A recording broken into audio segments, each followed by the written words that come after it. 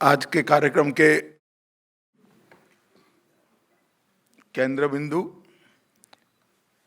भाई अनिर्वाण गांगुली जी और प्रोफेसर अवधेश कुमार सिंह जी, मंच पर उपस्थित प्रोफेसर विवेक ओबेरॉय जी, प्रोफेसर बीबी कुमार जी, भारतीय जनता पार्टी के उपाध्यक्ष और श्यामा प्रसाद मुखर्जी न्यास के अध्यक्ष श्री श्याम जाजू जी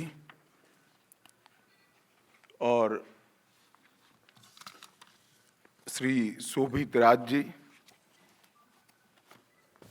और आज इस सभागार में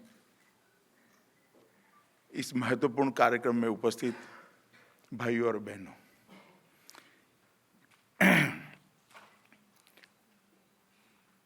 आज अनिर्वाण गांगुली और अवधेश सिंह जी ने श्यामा प्रसाद जी के जीवन के एक ऐसे पहलू को छूने का प्रयास किया है शायद जो बहुत प्रकाश में नहीं आया। वैसे भी श्यामा प्रसाद जी के जीवन, उनके योगदान, उनके विचार, उनकी सिद्धियों को देखे तो इतिहास लिखने वालों ने और इतिहास ने दोनों ने श्यामा प्रसाद जी के साथ बहुत अन्याय किया है। और प्राय मैं इसमें इतिहास लिखने वालों की गलती नहीं देखता, न इतिहास की गलती है। जो लोग धारा से हटकर सोचते हैं, जो लोग धारा से हटकर नया रास्ता बनाने का प्रयास करते हैं, परंपराओं को तोड़कर, स्वीकृत बातों को छोड़कर समाज को एक नई दिशा देने का प्रयास करते हैं, वो सभी के साथ ऐसा अन्याय हुआ है। इसलिए मुझे इसमें कोई आश्चर्य नहीं है कि श्यामा प्रसाद जी के साथ ये अन्याय क्यों हुआ। श्यामा प्रसाद जी बहुमुखी प्रतिभा के धनी थे। श्यामा प्रसाद जी को देश के लिए, उनके बलिदान के लिए भी जाना जाता है, उनकी दूरदर्शिता के लिए भी इतिहास को बारीकी से देखने वाले लोग जानते हैं। उनकी निर्विवाद देशभक्ति को भी काफी लोग स्वीकारते हैं, सराहते हैं, और सत्ता मोह से ऊपर रहकर विशुद्ध रूप से देश के लिए काम करने वाले राजनेता के रूप में भी बहुत सारे लोग जानते हैं। मगर भाई अनिर्वाण और अवधेश सिंह जी ने आज जो उनके 29 भाषणों का संकलन किया है, उससे श्यामा प्रसाद जी का शिक्षाविद के नाते एक नया परिचय मैं मानता हूं बहुत समय के बाद किसी ने सामने रखने का प्रयास किया है, और ये बहुत स्तुत्य प्रयास है। इसलिए मैं अनिर्वाण और अवधेश सिंह जी दोनों को बहुत हृदय से साधुवाद देना चाहता हूं कि आपने बहुत स्तुत्य काम किया है। श्यामा प्रसाद जी के अलग अलग विश्वविद्यालयों के पदवीदान समारोह में दिए गए भाषणों का इसमें उल्लेख है।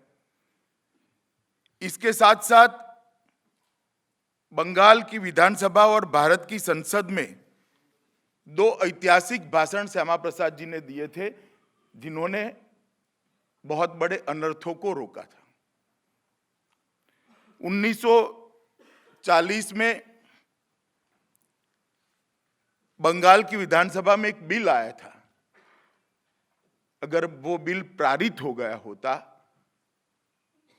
तो आजाद भारत में इतना बड़ा अकस्मात वो बिल के कारण हुआ होता शायद कभी न हुआ होता। पूर्ण रूप से शिक्षा का इस्लामीकरण करने का वो प्रस्ताव था, जिसको केवल और केवल श्यामा प्रसाद मुखर्जी की दूरदर्शिता और दृढ़ता के कारण बंगाल असेंबली ने रोका। और दूसरा बिल था 1951 में केंद्र सरकार एक विश्व भारती अधिग्रहण बिल लेकर आई थी।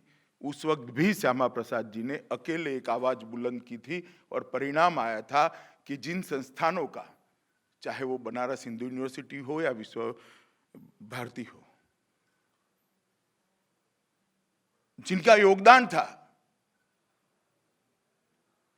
देश की आने वाली पीढ़ी की शिक्षा को संस्कृति के साथ जोड़ने का, देश की जड़ों के साथ जोड़ने का, अपना अच्छा है उसको बचाकर आधुनिक भारत की रचना करने की कल्पना जहां से आती थी, ऐसे संस्थानों को सरकारीकरण करने का जो प्रयास था, उसको भी श्यामा प्रसाद मुखर्जी के प्रयासों के कारण रोक लगी थी। और मैं मानता हूं कि ये दोनों घटनाएं भारत के इतिहास में जब कोई सच अर्थ में इसका मूल्यांकन करेगा तो कितनी बड़ी थी इसका ख्याल आएगा। श्यामा प्रसाद जी ने कुल मिलाकर जितने भी भाषण दिए हैं, शिक्षा पर उनके जो विचार व्यक्त किए गए, उसको थोड़ा और बारीकी से संकलन करें तो उसको 8 सिद्धांतों के अंदर बांटा जा सकता है। मैं इतनी बड़ी बात कहना नहीं चाहता क्योंकि मैं श्यामा प्रसाद जी के जीवन की और सारी घटनाओं पर भी बात करना जरूर चाहूंगा क्योंकि वो ज्यादा प्रासंगिक है। मैं पुस्तक के लोकार्पण के कार्यक्रम में प्रासंगिक है ऐसा नहीं कहता, देश की आज की स्थिति के लिए बहुत प्रासंगिक है। मगर उन्होंने एक बहुत महत्वपूर्ण बात की थी। विवेक जी बैठे यहां पर, नीति आयोग में है।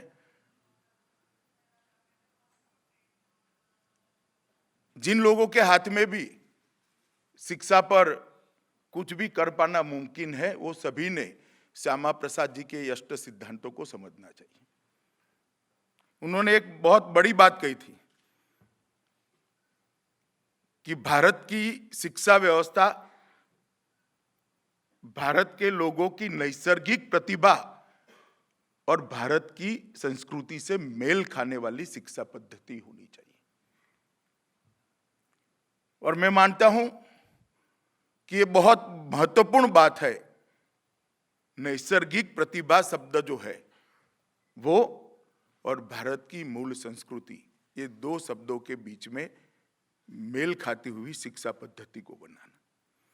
दूसरा, उन्होंने कहा कि प्राथमिक शिक्षा हो, टेक्निकल एजुकेशन हो, मतलब व्यवसायिक शिक्षा हो या उच्च शिक्षा हो, सब शिक्षा एक दूसरे की पूरक होनी चाहिए। अलग कंपार्टमेंट्स नहीं होने चाहिए। जैसे ट्रेन की एक बोगी में से आप एंटर हो तो गार्ड के डिब्बे से लेकर ट्रेन चलाने वाले तक पहुंच सकते हैं, इसी तरह से प्राथमिक शिक्षा से लेकर उच्च शिक्षा, टेक्निकल शिक्षा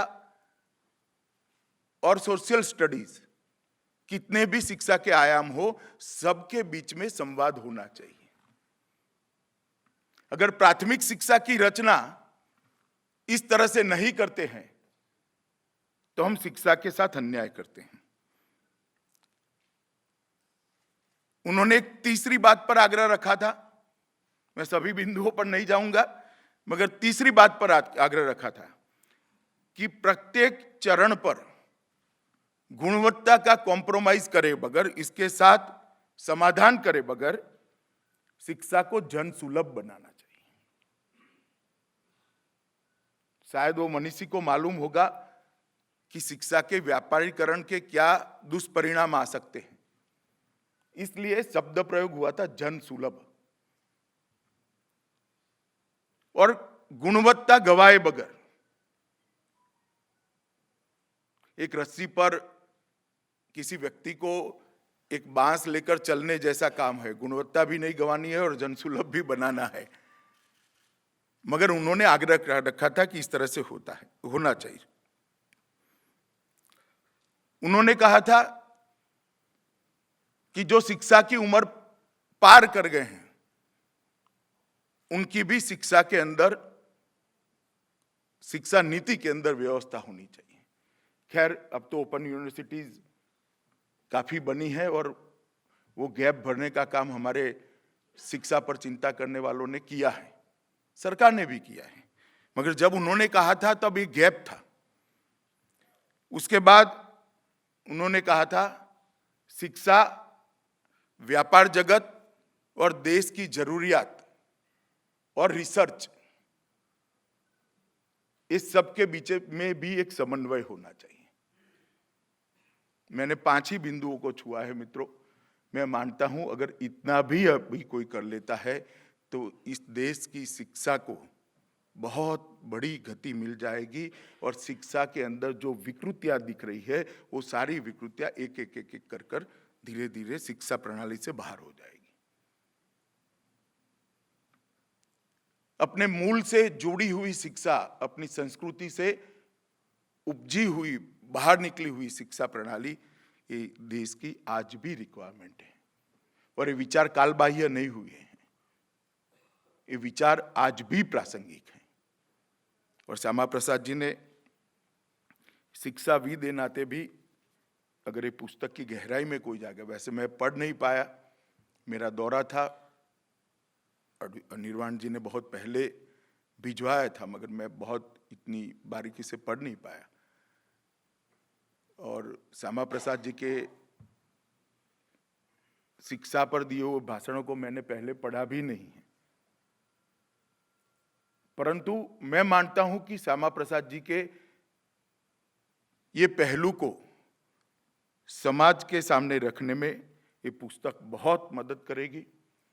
और मैं अमित शाह व्यक्ति के नाते और भारतीय जनता पार्टी के अध्यक्ष के नाते, ये दोनों लोगों ने, अवधेश सिंह जी ने और भाई निर्वाण ने जो काम किया है, इसका बहुत बहुत अभिनंदन करना चाहता हूं। मित्रों, श्यामा प्रसाद जी का जीवन वैसे देखा जाए तो सिर्फ 53 साल का जीवन था और मेरे जीवन के 53 साल समाप्त हो चुके हैं, इसलिए मैं अच्छे से समझता हूं कि 53 साल के जीवन में कुछ नहीं हो सकता। मगर श्यामा प्रसाद जी ने 53 साल के जीवन में बहुत सारे काम किए थे।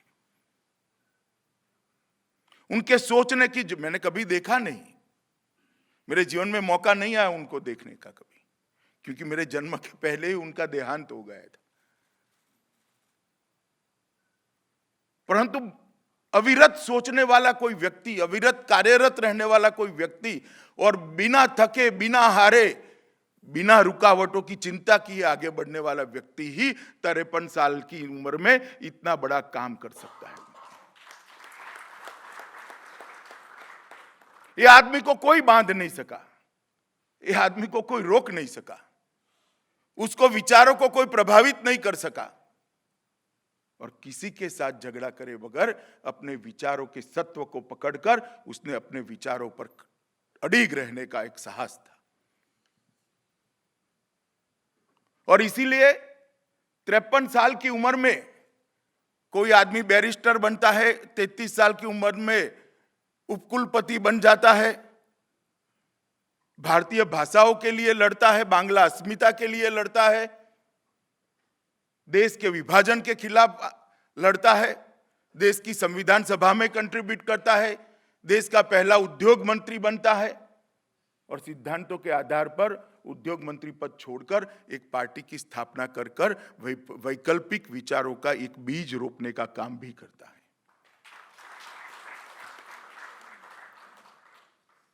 श्यामा प्रसाद जी के जीवन को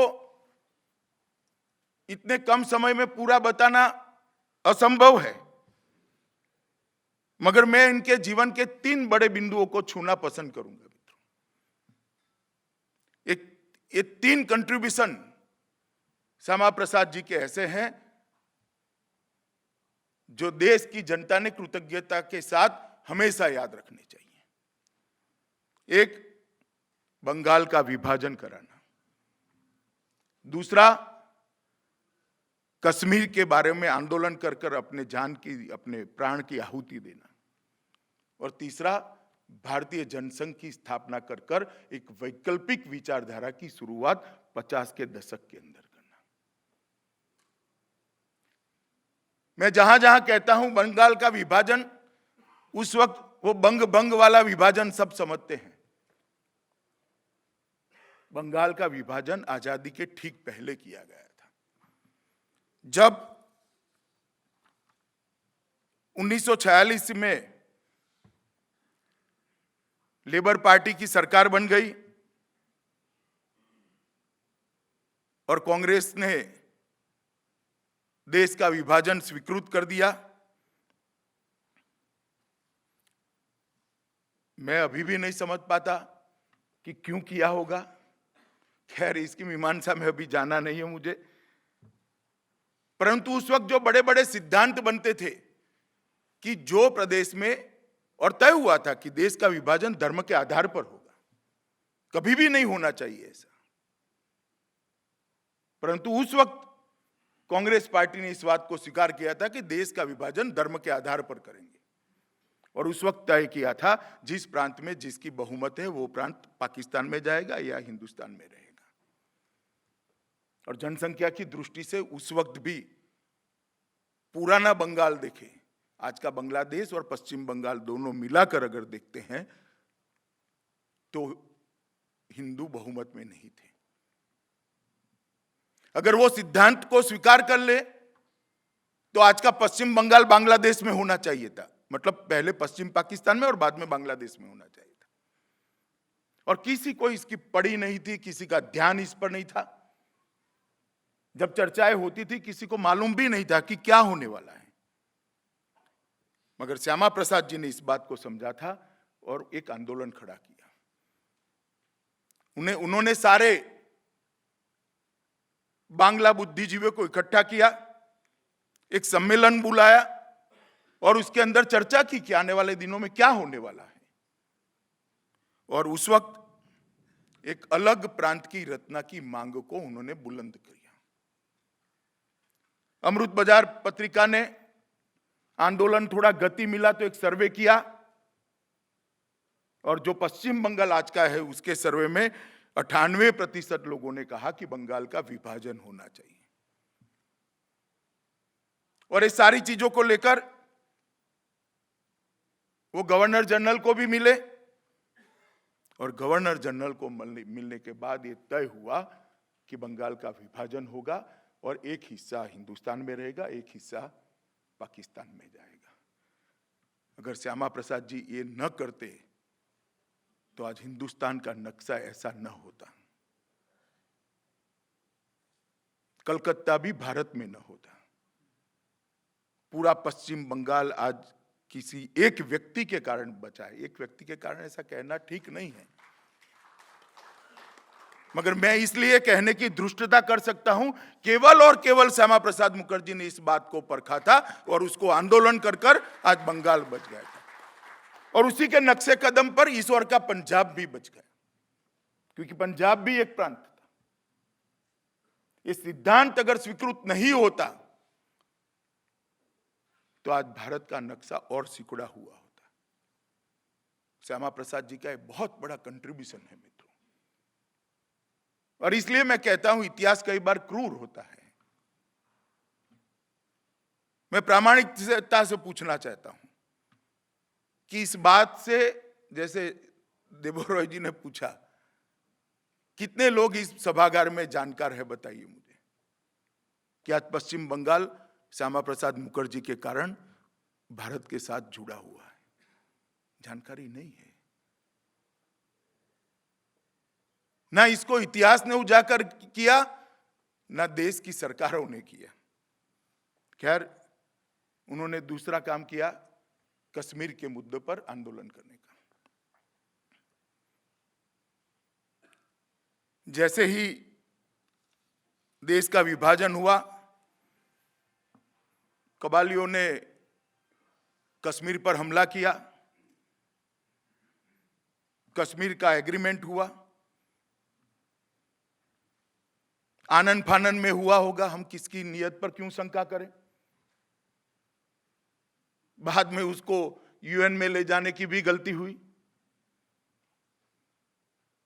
और एक विचित्र प्रकार की स्थिति हुई। देश में 2 संविधान, देश में 2 झंडे और देश में 2 प्रधानमंत्री। हिंदुस्तान के लोगों को कश्मीर में जाने के लिए परमिट लेनी पड़ती थी, भारत के बाकी हिस्से को। और श्यामा प्रसाद मुखर्जी जी ने इस विषय को पकड़ा और एक आंदोलन का स्वरूप लिया। एक नारा बनाया था उन्होंने, एक देश में 2 विधान, 2 प्रधान, 2 निशान नहीं चलेंगे, नहीं चलेंगे। और श्यामा प्रसाद मुखर्जी आंदोलन करते हुए ट्रेन में कश्मीर जाने के लिए रवाना हुए। श्यामा प्रसाद जी ने सत्याग्रह किया था, इसलिए परमिट नहीं ली थी। परमिट के खिलाफ ही वो कश्मीर जाना चाहते कि कश्मीर भारत का अविभाज्य अंग है, मैं भारत का नागरिक हूं, कश्मीर में जाने के लिए मुझे कोई परमिट नहीं लेनी चाहिए, मैं नियम को तोड़ूंगा। और अगर श्यामा प्रसाद जी के पास परमिट नहीं थी तो उनको कश्मीर में क्यों एंटर करने दिया गया, ये सवाल आज तक कोई नहीं पूछता है। वो तो सविनय कानून भंग के लिए गए थे। कश्मीर की बॉर्डर आते ही श्यामा प्रसाद जी की अरेस्ट होनी चाहिए थी। अगर वहीं अरेस्ट हुई होती तो श्यामा प्रसाद जी की कस्टडी पंजाब पुलिस के हाथ में होती, कश्मीर पुलिस के हाथ में नहीं होती। परमिट न होते हुए भी श्यामा प्रसाद जी को कश्मीर में जाने देने गया और जैसे ही कश्मीर की बॉर्डर आई उनको अरेस्ट किया कि कश्मीर की कानून और व्यवस्था की स्थिति बिगड़ेगी, इसलिए आपको अरेस्ट करते हैं। 3 किलोमीटर के बदलाव से ही कस्टडी चेंज हो गई और श्यामा प्रसाद मुखर्जी कश्मीर सरकार की जेल में गए। बहुत रहस्यमय तरीके से उनकी मौत हुई, उसकी कोई जांच भी नहीं की गई, मगर उनके बलिदान के कारण पूरे देश की जनता में जिस प्रकार की जागृति आई, सत्ताधीशों को भी झुकना पड़ा और परमिट प्रथा को खत्म कर देना पड़ा। और आज भी मैं मानता हूं कि जम्मू कश्मीर हमारे साथ जुड़ा हुआ है तो बहुत सारे लोगों का योगदान है। परमवीर चक्र सोमनाथ शर्मा से लेकर बहुत सारे लोगों का योगदान है, परंतु जम्मू कश्मीर आज हमारे साथ जुड़ा हुआ है। इसमें सबसे बड़ा योगदान एक व्यक्ति के नाते किसी का है तो डॉक्टर श्यामा प्रसाद मुखर्जी का है। और दूसरा काम, उन्होंने जनसंघ की स्थापना की। मित्रों, मैं इसको ज्यादा महत्व इसलिए नहीं दे रहा कि मैं आज भारतीय जनता पार्टी का एक कार्यकर्ता हूं, भारतीय जनता पार्टी का अध्यक्ष हूं और जनसंघ ये भारतीय जनता पार्टी का मूल स्वरूप है। पहले जनसंघ, बाद में जनता पार्टी, बाद में उसमें से भारतीय जनता पार्टी बनी है। तो एक तरीके से श्यामा प्रसाद जी ने आज मैं जिस पार्टी का अध्यक्ष हूं इसकी स्थापना करी थी। मैं बात इसलिए नहीं कह रहा मगर 1950 के कालखंड में जब श्यामा प्रसाद मुखर्जी स्वयं सर्वदलीय सरकार में उद्योग मंत्री थे, उस वक्त जवाहरलाल नेहरू की सरकार ने, सर्वदलीय सरकार ने देश की नीतियों का आकार बनाना शुरू किया। देश की शिक्षा नीति बनने लगी, देश की विदेश नीति, देश की रक्षा नीति, देश की कृषि नीति, देश की अर्थनीति बनने लगी। और जैसे जैसे नीतियों के मसौदे जनता के सामने आने लगे, बहुत सारे लोगों को कहा कि देश किस दिशा में जा रहा है। ये नीतियों के अंदर कहीं पर भी इस देश की मिट्टी की सुगंध नहीं मिलती है। कई लोगों को वो नीतियों के अंदर इस देश की समस्याओं का समाधान दूर दूर तक नहीं दिखता था। कोई भी देश, कोई भी प्रजा समाज के नाते अपने आत्मसम्मान को गिराकर कभी बड़ी नहीं बन सकती है। और इन नीतियों के अंदर कहीं पर भी इस देश की मिट्टी की सुगंध नहीं दिखाई पड़ती थी। जैसे ही लियाकत अली के साथ समझौता हुआ, श्यामा प्रसाद जी ने सरकार छोड़ी। 6 महीने तक, जुलाई से अक्टूबर तक देश भर में घूम घूम कर उन्होंने समान विचार वाले लोगों के साथ चर्चा करी और बाद में तय किया कि एक पार्टी बनाई जाए, एक राजनीतिक दल बनाया जाए जो नीतियां सर्वदलीय सरकार, नेहरू सरकार बना रही है, उन नीतियों के सामने एक वैकल्पिक नीति देने का वो काम करे। और एक अजीबोगरीब कारण से एक राजनीतिक दल की स्थापना हुई। उस वक्त देश की राजनीति की स्थिति ऐसी थी कि दूर दूर तक भारतीय जनसंघ को सत्ता मिलने का सवाल ही, एक म्युनिसिपैलिटी में सत्ता नहीं आ सकती थी, क्योंकि आजादी का सारा यश कांग्रेस के अकाउंट में जमा हो चुका था। जवाहरलाल नेहरू का सूर्य मध्याह्न पर था, उनकी लोकप्रियता चरम सीमा पर थी। भारतीय जनसंघ को भला कोई क्यों वोट देगा? दूर दूर तक सवाल नहीं था कि भारतीय जनसंघ कभी सत्ता पर आएगा, और श्यामा प्रसाद जी और जो स्थापक सदस्य थे उनके जीवन में आएगा, इसकी तो संभावना ही नहीं थी। इतने बड़े भ्रष्टाचार के मसले भी उस वक्त नहीं थे। सभी पार्टियों के अंदर राष्ट्रभक्त लोग थे। कांग्रेस के अंदर भी सादगी का महत्व रहा था। अभी कांग्रेस गांधी को एकदम भूल नहीं गई थी। भ्रष्टाचार का भी मामला नहीं था। तो क्यों इन्होंने एक अलग पार्टी बनाना उचित समझा, और क्यों ऐसी पार्टी बनाई जिसको कई सालों तक सत्ता नहीं मिलनी थी? वो दूरदर्शी व्यक्ति था। उन्होंने देख लिया था कि ये जो नीतियां बन रही है, ये नीतियों पे अगर देश आगे बढ़ा तो रास्ता भटक जाएगा।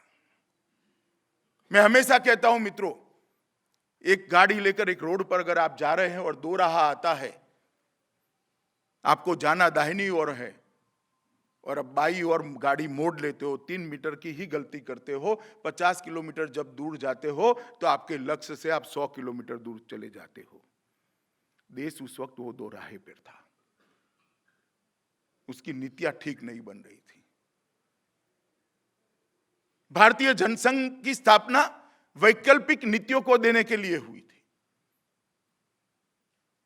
एक ऐसी नीति जिसमें भारतीय दृष्टिकोण हो, भारत की समस्याओं का समाधान हो। पाश्चात्य विचारों से प्रभावित नीतियां इस देश का भला नहीं कर सकती। उनकी समस्या अलग है, हमारी समस्या अलग है। उनकी संस्कृति अलग है, हमारी संस्कृति अलग है। उनकी रिक्वायरमेंट्स अलग अलग है, हमारी रिक्वायरमेंट्स अलग है। कैसे वो नीतियां हमारा भला कर सकती हैं? इकोनॉमिक्स के सिद्धांत भी एक नहीं हो सकते। रिक्वायरमेंट्स अलग हैं, परिस्थिति अलग है और प्रॉब्लम्स अलग हैं। तो एक सिद्धांतों से सॉल्यूशन नहीं आ सकता था। इसलिए उन्होंने भारतीय जनसंघ की स्थापना करी। और भारतीय जनसंघ की स्थापना इसलिए करी मित्रों कि एक के बाद एक के बाद एक वैकल्पिक नीति देना शुरू किया। उन्होंने ऐसा सोचा था स्थापना के वक्त, भारतीय जनसंघ के स्थापकों के, आज भले ही इस नीतियों का कोई महत्व न हो, परंतु भविष्य में कोई आएगा और इस नीतियों पे आगे चलेगा तो देश आगे बढ़ेगा। भारतीय जनसंघ की स्थापना श्यामा प्रसाद जी ने सत्ता के लिए नहीं की थी। भारतीय जनसंघ की स्थापना अकारण संघर्ष के लिए नहीं की थी। भारतीय जनसंघ की स्थापना केवल और केवल सिद्धांतों के कारण और नीतियों के कारण की थी, और एक नई पार्टी का बीज उन्होंने बोया। और मित्रों, आज 10 सदस्यों के साथ भारतीय जनसंघ की स्थापना श्यामा प्रसाद मुखर्जी ने करी थी। 10 सदस्यों के साथ दिल्ली के अंदर आज वो पार्टी 11 करोड़ सदस्य के साथ विश्व का सबसे बड़ा राजनीतिक संगठन है।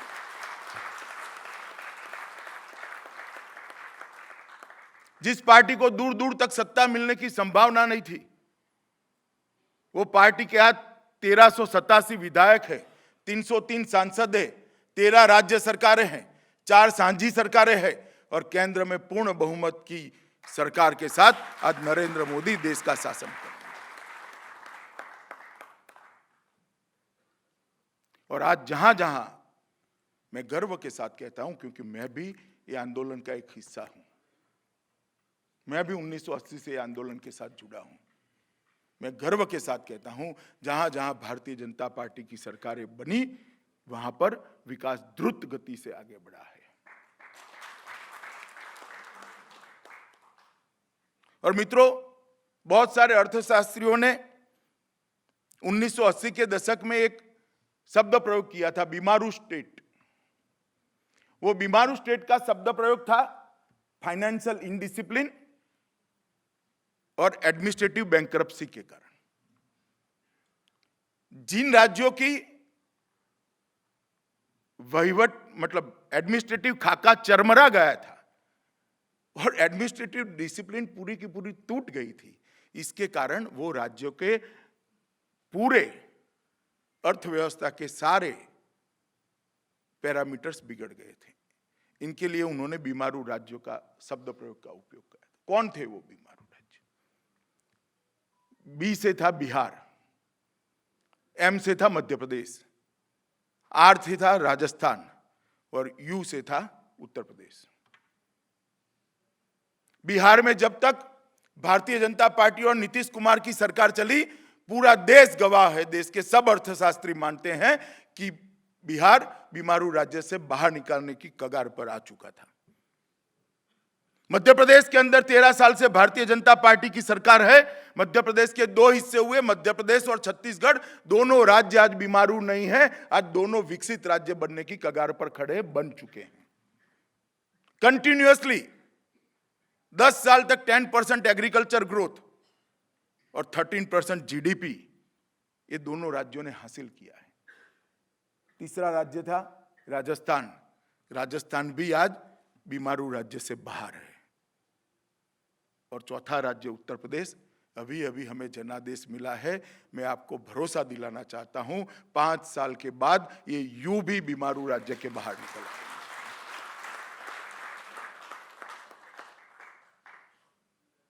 इसका कारण कोई जादुई छड़ी नहीं है।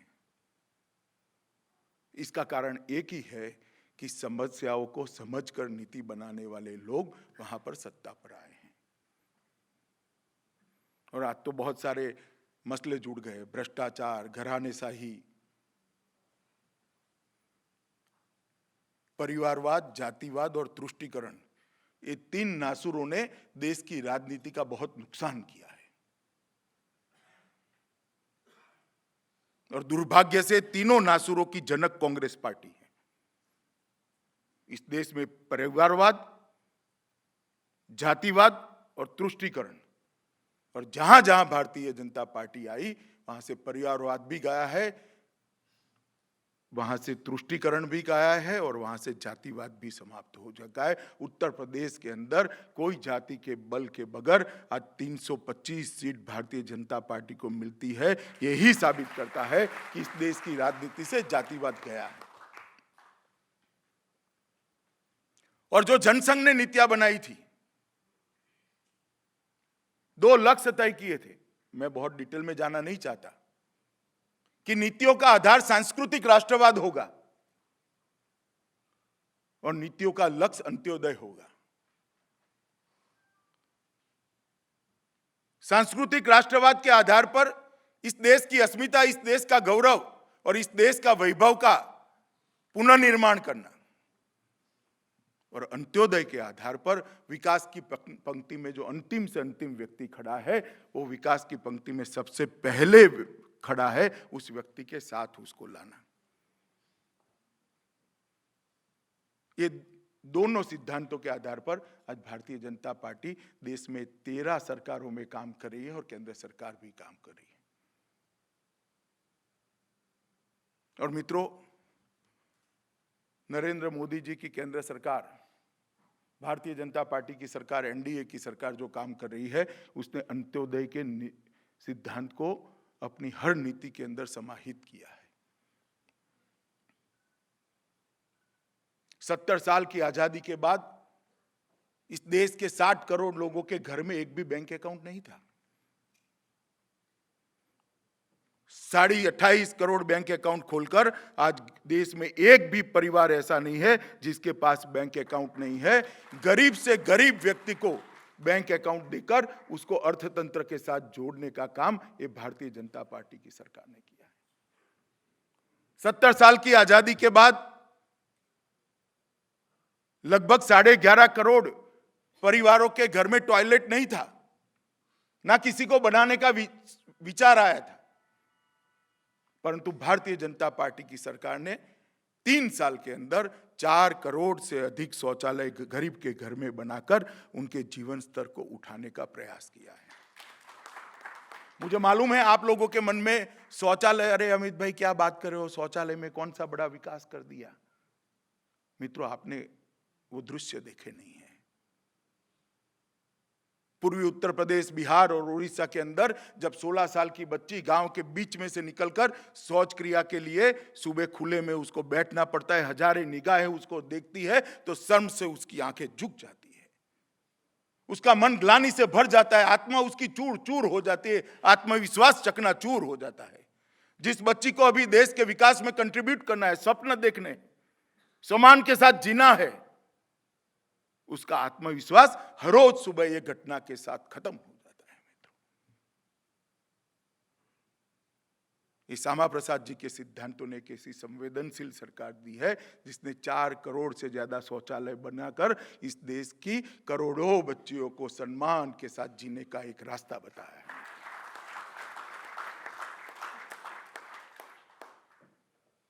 देश में 12.5 करोड़ गैस के सिलेंडर बटे थे।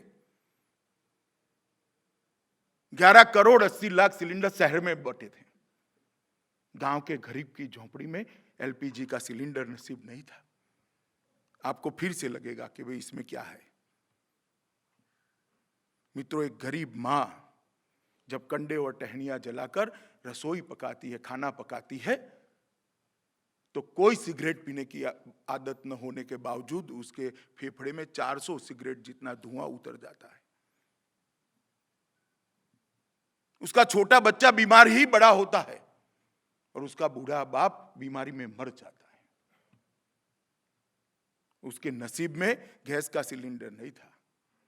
नरेंद्र मोदी सरकार ने निर्णय किया कि 5 साल में हम 5 करोड़ गरीब लोगों को, ग्रामीण गरीबों को गैस का सिलेंडर देंगे। और मुझे कहते हुए आनंद है, आज राष्ट्रपति के हाथ से 2.5 करोड़ लोगों को सिलेंडर बांटना समाप्त। 2.5 करोड़ गरीब झोंपड़ियों को धुआं से मुक्त करना बहुत बड़ी बात है। 70 साल तक किसी को याद नहीं आया। 70 साल तक किसी को शौचालय बनाना याद नहीं आया। 70 साल तक किसी को यह भान नहीं था कि इस देश के 18,000 गांव में आज भी बिजली का खंभा भी नहीं। बिजली छोड़ दीजिए,